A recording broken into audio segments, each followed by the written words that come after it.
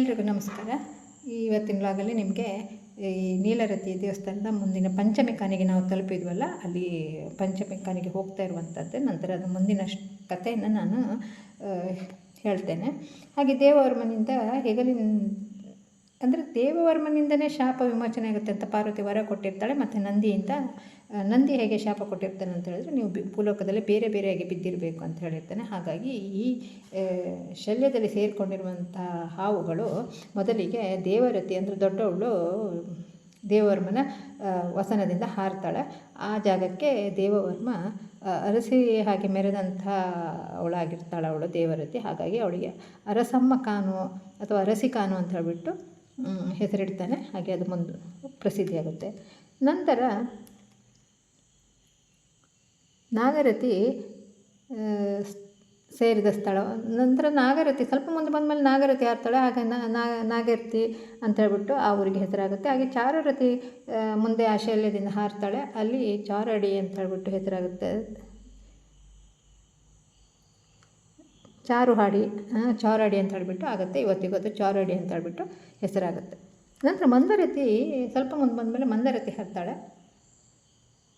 ಹಾಗಾಗಿ ಅಲ್ಲಿ ಮಂದಾರ್ತಿ ಅಂತ ಊರಿನ ಹೆಸರಾಗುತ್ತೆ. ಹಾಗೆ ಇದನ್ನು ನಾನು ವೀಡಿಯೋ ಮಾಡಿದ್ದೀನಿ. ಅರಸಿ ಕಾನೊಂದು ಮಾಡಿಲ್ಲ.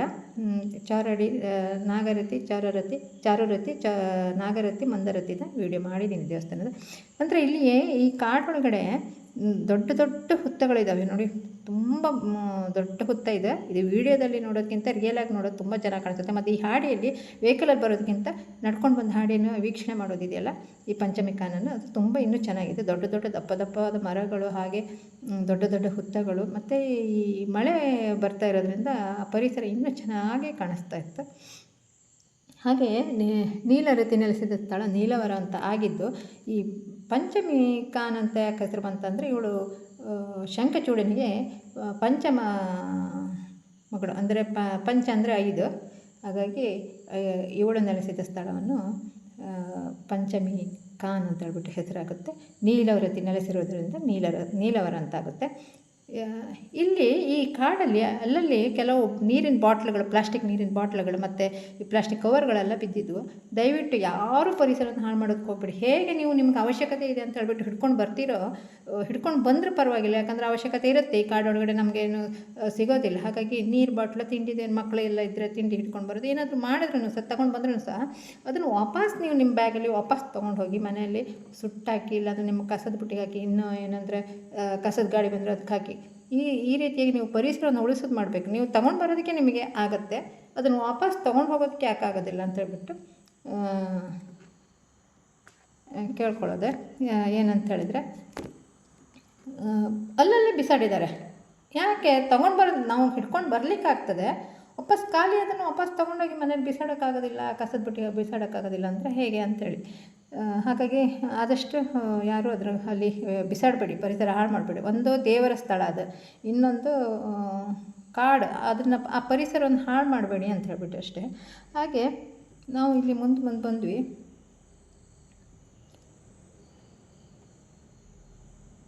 ಇದು ನಮಗೆ ಈ ನೋಡಿ, ದೇವಸ್ಥಾನದ ಹತ್ತಿರ ಬಂದ್ವಿ ನಾವೀಗ. ಅಲ್ಲಿ ಯಾರೋ ಬಂದಿದ್ರು, ಅವರು ವಾಪಸ್ ಹೊರಟರು, ವೆಹಿಕಲಲ್ಲಿ ಬಂದಿದ್ರು, ಹಾಗೆ ಹೋದರು. ಬರೋದಕ್ಕೇನು ಹೆದರೋದು ಬೇಡ. ಅಂದರೆ ಇಲ್ಲಿ ಯಾವುದೇ ರೀತಿಯ ಭಯ ಏನಿಲ್ಲ. ಇದು ಹೊಳೆ ನೋಡಿ, ನೀಲವರದ ಆ ಕಡೆ ನೀಲವರ ದೇವಸ್ಥಾನ. ಹಾಗೆ ಸ್ವಲ್ಪ ಒಂದು 10 ನಿಮಿಷದ ದಾರಿ ನೀಲವರ ದೇವಸ್ಥಾನದಿಂದ.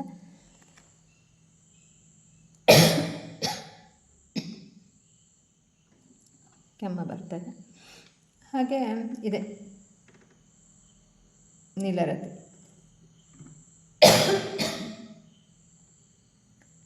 ಇಲ್ಲಿ ನೀಲರತಿ ನೆಲೆಸಿರುವಂಥದ್ದು ಪಂಚಮಿ ಕಾನ್ ಇದೆ.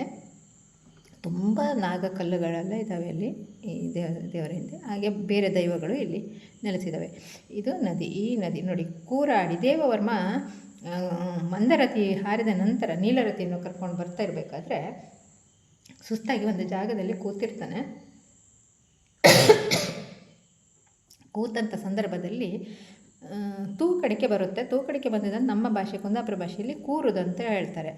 ಆ ಕೂರ್ತಾ ಇದ್ದಾಗ ಆ ಒಂದು ಜಾಗವನ್ನು ಕೂರಾಡಿ ಅಂತ ಹೇಳಿಬಿಟ್ಟು ಹೆಸರಾಗ್ತಾನೆ. ನಂತರ ಆ ಶಲ್ಯದಿಂದ ಹಾರಿದ ನೀಲರತಿ ಅಲ್ಲೇ ಇದ್ದ ನದಿಯಲ್ಲಿ ಈಜ್ಕೊಂಡು ಬರ್ತಾಳೆ.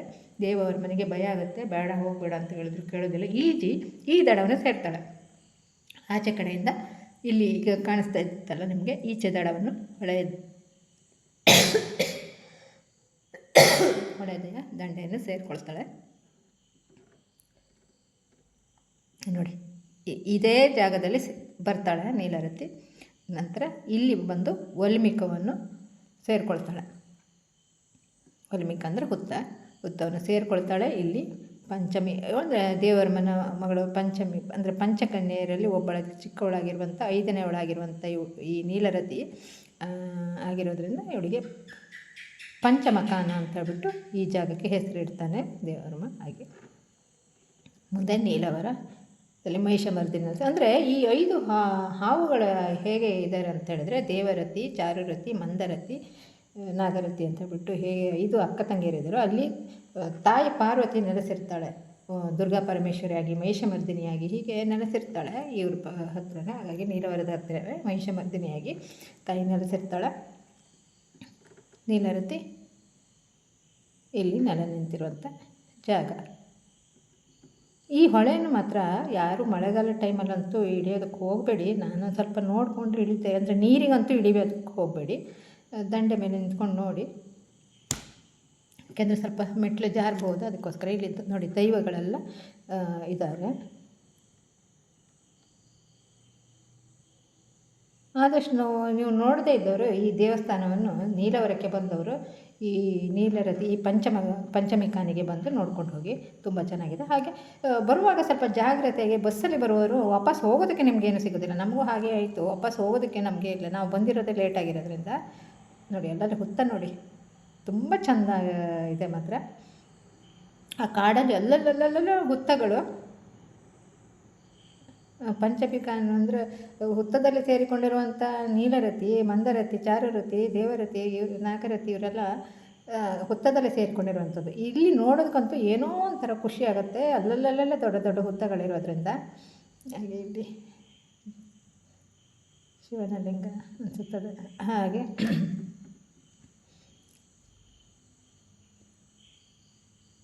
ನೋಡಿ, ಅಲ್ಲಿ ಮಳೆ ಬಂದಿರೋದ್ರಿಂದ ನೀರು, ಇಲ್ಲೊಂದು ಹುತ್ತ, ಇದು ಮರ.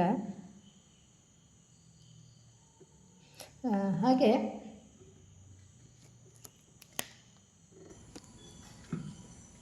ಇಲ್ಲಿ ಒಂದು ಸ್ವಲ್ಪ ಹೊತ್ತು ನಾವು ನಿಂತಾಗ ಏನೋ ಒಂದು ಮನಸ್ಸಿಗೆ ಒಂದು ನೆಮ್ಮದಿ, ಖುಷಿ ಕೊಡುತ್ತೆ. ಮತ್ತು ಇಲ್ಲಿ ಹತ್ತಿರ ಇದ್ದವರಿಗೆ ತುಂಬ ಚೆನ್ನಾಗಿರುತ್ತೆ. ಯಾಕಂದರೆ ಇಲ್ಲೊಂದು 10 ನಿಮಿಷ ಬಂದು ಕೂತ್ಕೊಂಡ್ರೆ ಮನಸ್ಸಿಗೆ ಏನೋ ಒಂದು ರೀತಿಯ ನೆಮ್ಮದಿ ಸಿಕ್ಕ ಹಾಗೆ ಅನಿಸುತ್ತೆ ಒಂಥರ. ಹಾಗೆ ನಿಮ್ಗೆ ದೇವಸ್ಥಾನ ಸುತ್ತ ತೋರಿಸೋದಕ್ಕೋಸ್ಕರ ಒಂದು ಸುತ್ತು ಬಂದೆ ನಾನಲ್ಲಿ.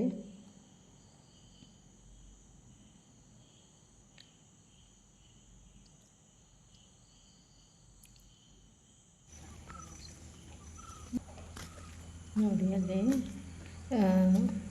ಬಂದು ಕೂತು ಧ್ಯಾನದಲ್ಲಿ ಕೂತಿರುವಂಥದ್ದು ಒಬ್ಬರು. ಅಂದರೆ ಅಷ್ಟು ಖುಷಿ ಆಗುತ್ತೆ ಅಲ್ಲಿ ಕೂತ್ಕೊಂಡು, ಒಂದು ಅರ್ಧ ಗಂಟೆ ಕೂತ್ಕೊಂಡು ಒಂದು ದೇವ್ರ ಧ್ಯಾನ ಮಾಡಿಕೊಂಡು ಒಂದು 10 ನಿಮಿಷನೋ ಕೂತ್ಕೊಂಡು ತುಂಬ ಖುಷಿ ಅನಿಸುತ್ತೆ ಮನಸ್ಸಿಗೆ. ಅದು ನೋಡಿ ಹುತ್ತ ಒಂದು. ಹಾಗೆ ನಾವು ಹಿಂದಿರುಗಿ ಬಂದ್ವಿ. ಬರುವಾಗ ಮಾತ್ರ ವಾಪಸ್ ಹೋಗೋರಿಗೆ ಸ್ವಲ್ಪ ಜಾಗ್ರತೆಯಾಗಿರಬೇಕಾಗತ್ತೆ. ಯಾಕಂದರೆ ವೆಹಿಕಲ್ ಇಲ್ಲ ಅಂದರೆ ಅಲ್ಲಿ ಸ್ವಲ್ಪ ರಿಕ್ಷಾಗಳು ಸಿಕ್ಕೋದು ಕಷ್ಟ ಆಗುತ್ತೆ ಸಂಜೆ ಮೇಲೆ. ಹಾಗಾಗಿ ಸ್ವಲ್ಪ ಜಾಗ್ರತೆಯಾಗಿ ಈ ಬಸ್ಸಲ್ಲಿ ಬರೋರಿಗೆ ಯೋಚನೆ ಮಾಡ್ಕೊಂಡು ಸ್ವಲ್ಪ ಬನ್ನಿ. ಅಂದರೆ ತಡವಾಗಿ ಬರುವವರು ವಾಪಸ್ ಊರಿಗೆ ಹೋಗ್ಬೇಕಂದ್ರೆ ಸುಮಾರು ದೂರ ಆಗುತ್ತಲ್ವ. ಹಾಗಾಗಿ ಸಿಟಿಗೆ ಹೋಗ್ಬೇಕಂದ್ರೆ ಅದೇ ಊರಿನವರಾದರೆ ಪರವಾಗಿಲ್ಲ, ಅವರಿಗೂ ಅಲ್ಲೇ ಮನೆ ಇರುತ್ತೆ, ಗೊತ್ತಿರುತ್ತೆ ಅವರಿಗೆ.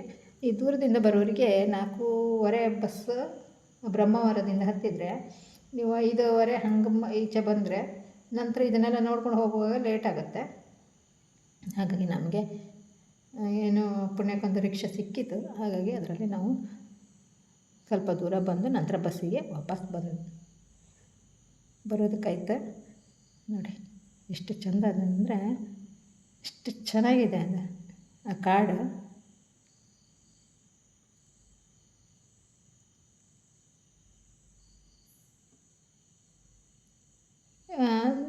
ಇಲ್ಲಿ ಬಂದು ಮೊದಲೊಂದು ಸಲ ನಾನು ಕೆಲವು ವರ್ಷಗಳ ಹಿಂದೆ ನಮ್ಮ ಮನೆ ಅಂದರೆ ನಮ್ಮ ಫ್ಯಾಮಿಲಿ ಅಂದರೆ ನಮ್ಮ ಚಿಕ್ಕಮ್ಮನ ಜೊತೆ ಎಲ್ಲ ಬಂದಿದ್ದೆ ನಾನು ಇಲ್ಲಿ ನೋಡೋದಕ್ಕೆ ಈ ಪ್ಲೇಸ್. ಅಂದರೆ ಒಂದು 8-10 ವರ್ಷಗಳ ಹಿಂದೆ ಅಂತ ಹೇಳ್ಬೋದು.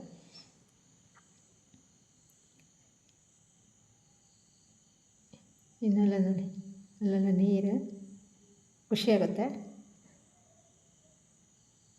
ಹಾಗೆ ನಮಗೆ ಇಲ್ಲಿ ಭಯನೂ ಆಯಿತು, ಏನು ಸಿಗುತ್ತೋ, ರಿಕ್ಷಾ ಸಿಗುತ್ತೋ, ಬಸ್ ಸ್ಟ್ಯಾಂಡ್ವರೆಗೆ ಹೋಗಬೇಕು ಅನ್ನೋ ಒಂದು ಭಯನೂ ಇತ್ತು.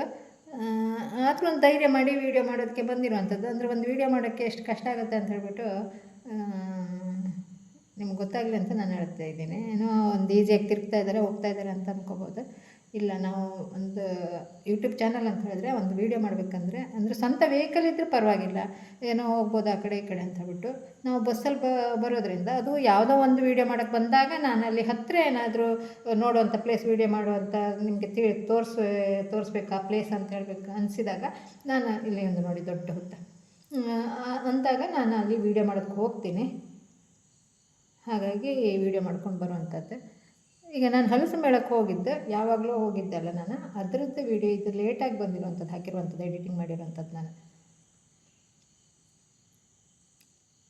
ಅಲ್ಲೇ ಬ್ರಹ್ಮಾವರದಲ್ಲಿ ಹಲಸು ಮೇಳ ಇರೋದ್ರಿಂದ ಬ್ರಹ್ಮಾವರದಿಂದ ಹೆಚ್ಚು ದೂರ ಆಗಲ್ಲ ನೀಲವರಕ್ಕೆ ಅಂತ ಹೇಳ್ಬಿಟ್ಟು ನಾವು ಹೊರಟಿರೋದು. ಆದರೆ ಅಲ್ಲಿ ಹಲಸು ಮೇಳದ ವೀಡಿಯೋ ನಮಗೆ ಲೇಟಾಗಿ ಅಂದರೆ ವೀಡಿಯೋ ಮಾಡಿಕೊಂಡು ಎಲ್ಲ ಬರುವಾಗ ಲೇಟ್ ಆಯಿತು. 4 ಗಂಟೆ ಮನ್ಸು ಮಾಡಿದ್ವಿ, ಇಲ್ಲೇ ಬಂದಿದ್ದೀವಲ್ಲ, ಯಾಕೊಂದು ವೀಡಿಯೋ ಆಗುತ್ತೆ, ಅದಕ್ಕೋಸ್ಕರ ಇನ್ನೊಂದ್ಸಲ ಬರೋದು ಖರ್ಚು ಜಾಸ್ತಿ ಆಗುತ್ತೆ. ಹಾಗಾಗಿ ಅಂದ್ಬಿಟ್ಟು ಹತ್ತಿರ ಅಲ್ಲಲ್ಲೇ ಬಂದಾಗ ನಾನು ಒಂದು ವೀಡಿಯೋ ಮಾಡ್ಕೊಂಡು ಹೋಗ್ತೀನಿ ಅಷ್ಟೇ. ಇನ್ನೊಂದೇನೆಂದರೆ ನಮ್ಮ ಫ್ಯಾಮಿಲಿ ಜೊತೆ ಅಂದರೆ ಚಿಕ್ಕಮ್ಮ, ದೊಡ್ಡಮ್ಮ ಆ ಥರ ಚಿಕ್ಕಮ್ಮನ ಮಕ್ಕಳು ಈ ಥರ ಅವ್ರ ಜೊತೆಲ್ಲ ಬಂದಾಗ ಅವರು ಹೋದಾಗ ನಾನು ಕರ್ಕೊಂಡು ಹೋದರೆ ಆವಾಗ ವೀಡಿಯೋ ಮಾಡ್ಕೊಳ್ತೀನಿ ಅಷ್ಟೇ. ಕೆಲವರು ವೀಡಿಯೋ ಬರೋದಕ್ಕೆ ಒಪ್ಪದೇ ಇರೋ ಕಾರಣ ಅಲ್ಲಿ ನಾನು ಯಾರನ್ನು ತೋರಿಸೋದಿಲ್ಲ, ನನ್ನ ಜೊತೆ ಇರ್ತಾರೆ ಯಾರಾದರೂ. ಹಾಗಾಗಿ ಇಲ್ಲಿ ಹಲಸಿನ